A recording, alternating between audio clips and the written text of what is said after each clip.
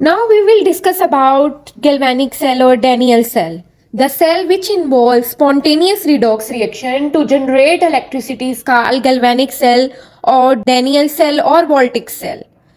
कि वो सेल जिसके अंदर स्पॉन्टेनियस रिडॉक्स रिएक्शन हो रहा होता है, यानी स्पॉन्टेनियस रिडॉक्स रिएक्शन या स्पॉन्टेनियस रिएक्शंस वो रिएक्शंस होते हैं जो खुद ब खुद हो रहे होते हैं। और स्पॉन्टेनियस रिडॉक्स रिएक्शन, क्योंकि हमने पढ़ा था कि इलेक्ट्रोकेमिकल सेल्स दो तरह के होते हैं, electrolytic cell and galvanic cell. Electrolytic cell में हम इलेक्ट्रिकल एनर्जी को केमिकल एनर्जी या रिडॉक्स रिएक्शन में चेंज कर रहे होते हैं। इलेक्ट्रिकल एनर्जी को यूज करते हुए हम स्पॉन्टेनियस नॉन स्पॉन्टेनियस रिएक्शन यानी इलेक्ट्रिसिटी के थ्रू हम रिडॉक्स रिएक्शन परफॉर्म करवा रहे होते हैं। अब गैल्वेनिक सेल यानी कि इलेक्ट्रोकेमिकल सेल्स दो तरह के होते हैं, electrolytic cell and galvanic cell. Electrolytic cell में हम इलेक्ट्रिकल एनर्जी से रिडॉक्स रिएक्शन कराते हैं, अब गैल्वेनिक सेल में हम रिडॉक्स रिएक्शन से इलेक्ट्रिसिटी जनरेट करते हैं।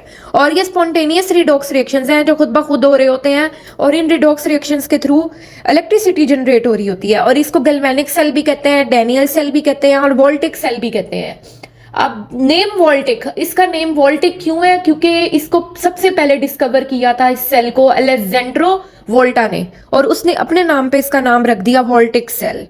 ठीक है। और इसको डैनियल सेल क्यों कहते हैं? क्योंकि एक इंग्लिश केमिस्ट था जिसका नाम था फ्रेडरिक डैनियल, उसने कंस्ट्रक्ट किया था वोल्टिक सेल को यूज करते हुए जिंक और कॉपर इलेक्ट्रोड्स, यानी कि जो हम अभी डिस्कस करने लगे हैं कि जिंक और कॉपर इलेक्ट्रोड्स को यूज करते हुए उसने ये सेल डिस्कवर किया था। Therefore this cell is named as Daniel cell, इस वजह से इसका नाम डैनियल सेल भी है। ठीक है। इलेक्ट्रोकेमिकल सेल्स दो तरह के होते हैं, electrolytic cell and galvanic cell. Electrolytic cell में हम इलेक्ट्रिकल एनर्जी या इलेक्ट्रिसिटी के थ्रू रिडॉक्स रिएक्शन कराते हैं, जबकि गैल्वेनिक सेल में हम रिडॉक्स रिएक्शन के थ्रू इलेक्ट्रिसिटी जनरेट करते हैं। अब गैल्वेनिक सेल के दो और नाम भी हैं, voltaic cell and Daniel cell. Voltaic cell इसका नाम इसलिए रखा गया क्योंकि सबसे पहले इस गैल्वेनिक सेल को या वोल्टिक सेल को डिस्कवर किया था अलेक्जेंड्रो वोल्टा ने, तो इसलिए इसका नाम वोल्टिक सेल रख दिया। और जब गैल्वेनिक सेल की बात कर रहे हैं, जो हम अभी डिस्कस करने लगे हैं कि दो इलेक्ट्रोड्स होते हैं, हमें पता है, हम इलेक्ट्रोलिटिक सेल में भी देखते हुए आए हैं, दो इलेक्ट्रोड्स होते हैं, एनोड और कैथोड। तो उसने जो है एक इंग्लिश केमिस्ट था फ्रेडरिक डैनियल, उसने जिंक और कॉपर के थ्रू इलेक्ट्रोड्स को यूज करते हुए गैल्वेनिक सेल डिस्कवर किया था या बनाया था, जिस वजह से उसका नाम फ्रेडरिक डैनियल की वजह से इसका नाम रख दिया गया था डैनियल सेल। ठीक है।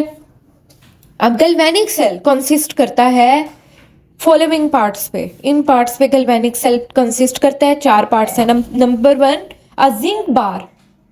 जिंक बार डिप हुई भी होती है into 1 molar zinc sulphate solution. ठीक है। दो अलग अलग कंपार्टमेंट्स बने हुए होंगे इसमें, जिसमें एक कंपार्टमेंट में एनोड होगा और एक में कैथोड होगा। एक जो है जिंक का बना हुआ होगा और एक जो है कॉपर का बना हुआ होगा।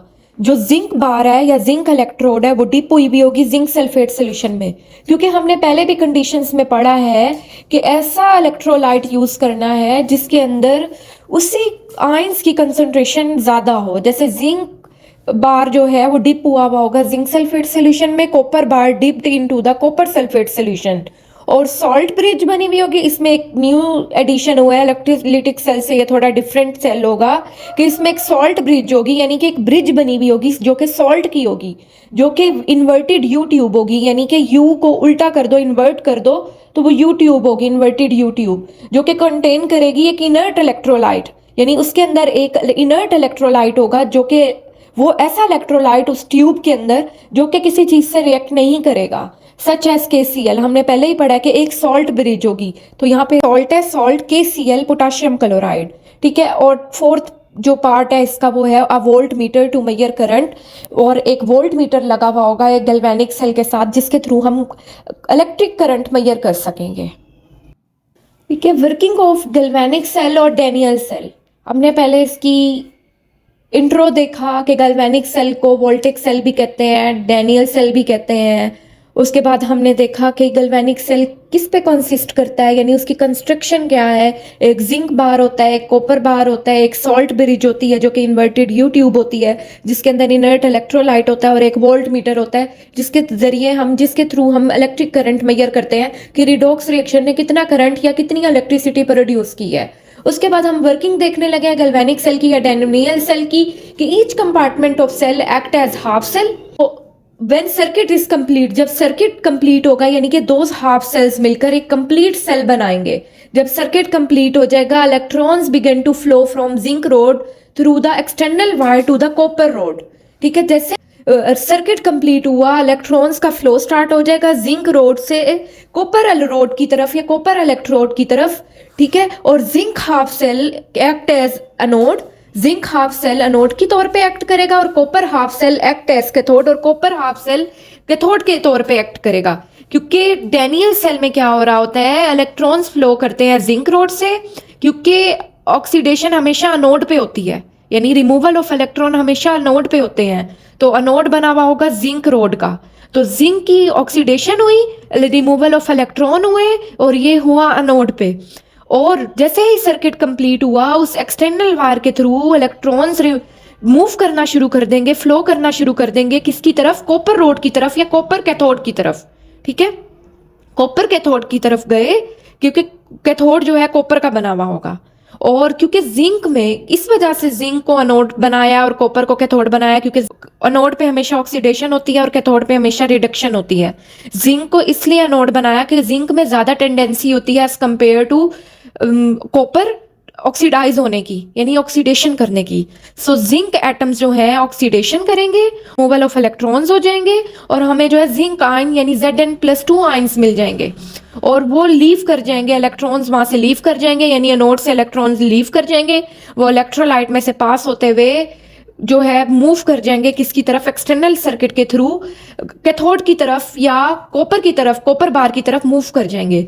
ऑक्सीडेशन हाफ रिएक्शन अनोड पे हो रही है और रिडक्शन हाफ रिएक्शन कैथोड पे हो रहा है। अब जो कॉपर आयंस जो कॉपर सल्फेट सोल्यूशन के हैं, वो इलेक्ट्रॉन्स को कैप्चर कर लेंगे या ले लेंगे और रिडक्शन करा देंगे और रिड्यूस हो जाएंगे। और रिडक्शन हाफ रिएक्शन या रिडक्शन जो है कैथोड कंपार्टमेंट पे होगी, और such as oxidation and reduction reaction are called half cell reactions. और हम इन ऑक्सीडेशन और रिडक्शन रिएक्शंस को हाफ सेल रिएक्शंस कहेंगे। जिंक में मोर टेंडेंसी है ऑक्सीडेशन करने की एज कंपेयर टू कॉपर, तो जिंक पे ही ऑक्सीडेशन होगी, यानी जिंक के इलेक्ट्रॉन्स रिमूव होंगे और जिंक आयन यानी Zn+2 आयन बनेगा। और ये हो रहा है सब कुछ अनोड पे, यानी कि अनोड जो है उस वो बना हुआ होगा जिंक बार का, और जिंक पे ऑक्सीडेशन हुई, इलेक्ट्रॉन रिमूव हुए, वो इलेक्ट्रॉन्स एक्सटर्नल सर्किट के थ्रू मूव करेंगे और कैथोड पे चले जाएंगे। कैथोड कॉपर का बना हुआ है, और कैथोड जो है इलेक्ट्रॉन्स ले लेगा, वहां पे रिडक्शन हो गई। ये जो Cu+2 ion copper sulphate solution के अंदर प्रेजेंट है, कैथोड के ऊपर या कॉपर बार का बना हुआ है, वो कॉपर आयंस जो हैं दो इलेक्ट्रॉन्स ले लेगा जिंक वाले और कॉपर एटम बना देगा। तो यहाँ पे हो गई रिडक्शन कॉपर की। तो ये था मतलब ऑक्सीडेशन हाफ रिएक्शन और रिडक्शन हाफ रिएक्शंस। ठीक है, हमने अभी गैल्वेनिक सेल देखा या वोल्टिक सेल देखा या डैनियल सेल देखा। वोल्टिक सेल इसको इसलिए कहते हैं क्योंकि सबसे पहले अलेक्जेंड्रा वोल्टा ने इसको डिस्कवर किया था, और इसलिए उसी बिहाफ पे इसका नाम रख दिया गया था वोल्टिक सेल। और उसके बाद डैनियल सेल इसको इसलिए कहते हैं क्योंकि एक इंग्लिश केमिस्ट था फ्रेडरिक डैनियल, उसने इसको फर्स्ट टाइम डिस्कवर किया था कॉपर और जिंक इलेक्ट्रोड्स को यूज करते हुए, तो इसलिए इसका नाम रख दिया गया था डैनियल सेल। अब गैल्वेनिक सेल की ये देखेंगे, ये डायग्राम है, ये कंस्ट्रक्शन है। हमने देखा बी के डैनियल सेल कंसिस्ट होता है वन जिंक बार पे जो कि डिप हुई भी होती है जिंक सल्फेट सोल्यूशन में। ये है जिंक बार, ठीक है, ये जिंक अनोड है, जिंक इलेक्ट्रोड है, और ये जिंक अनोड है, और ये है जिंक बार यानी जिंक की बनी हुई है, और ये डिप हुई भी है जिंक सल्फेट सोल्यूशन में। तो Zn+2 आयन बने और SO4-2 आयन बने, जिंक सल्फेट सोल्यूशन की आयनाइजेशन हो गई, इलेक्ट्रोलाइसिस हो गई, और जिंक आयन बने। अनोड पे क्या हो रही है, ऑक्सीडेशन हो रही है, और Zn+2 आयन बने और 2 इलेक्ट्रॉन रिमूव हुए। ठीक है, और दूसरा सेल यानी कि ये जिंक हाफ सेल या ऑक्सीडेशन हाफ सेल या अनोड हाफ सेल हुआ, और ये जो है कॉपर हाफ सेल या कैथोड हाफ सेल या रिडक्शन हाफ सेल हुआ। और कॉपर बार डिप हुई हुई है 1 मोलर कॉपर सल्फेट सोल्यूशन में, कॉपर का बना हुआ इलेक्ट्रोड, ये कॉपर इलेक्ट्रोड है और ये कैथोड है। ठीक है, और एक सॉल्ट ब्रिज, ये है सॉल्ट ब्रिज, यानी कि ये देखेंगे यू शेप है, यू को उल्टा कर दो यानी इन्वर्ट कर दो, तो ये इन्वर्टेड यू ट्यूब है। ठीक है, और ये इसके अंदर ये सॉल्ट ब्रिज बनी हुई है जिसके अंदर एक इनर्ट इलेक्ट्रोलाइट होगा, यानी जो किसी से रिएक्ट ना करे, KCl होगा। और ये सॉल्ट ब्रिज है, सॉल्ट की बनी हुई है, तो इसमें कौन सा सॉल्ट है, KCl, पोटेशियम क्लोराइड सॉल्ट है। ठीक है, और फोर्थ इसमें क्या था कि फोर्थ ये किससे बनी हुई है, वोल्ट मीटर, यानी कि इसके साथ एक वोल्ट मीटर प्रेजेंट है। ये देखिए ये वोल्ट मीटर लगा हुआ है, ये प्रेजेंट है, और ये वोल्ट मीटर क्या करेगा, इलेक्ट्रिक करंट को मेजर करेगा कि कितना करंट है।